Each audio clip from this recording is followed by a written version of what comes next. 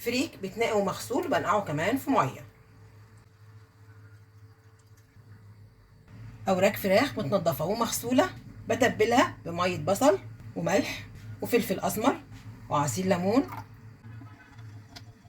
وبتبل اوراق الفراخ.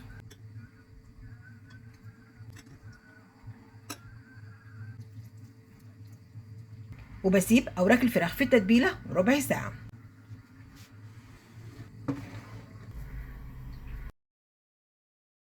نزلت بسمنه تسخن، وبنزل باوراق الفراخ بديها صدمه، وبقلبها على الجنب التاني، وبشيلهم بعد ما اخد صدمه. وفي نفس الطاسه بحط بصلايه صغيره بشوحها، وبنزل بكميه الفريك، وبنزل بعصير طماطم مع نص كوبايه من الميه، وملح وفلفل اسمر.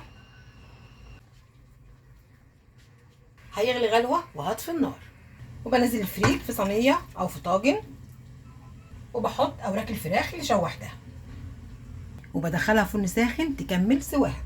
وبعمل معاها صينيه بطاطس، بصله مفرومه، ملح، والملح حسب الرغبه، ومعلقه من الفلفل المتبل، وبخلطهم مع بعض كويس جدا.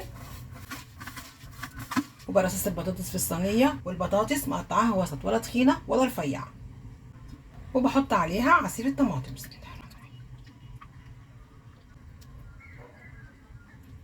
بحط عليها معلقه من السمنه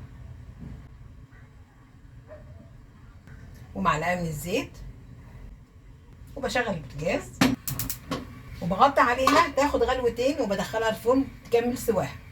اكله سهله وخفيفه بألف هنا. والفراخ كمان استوت.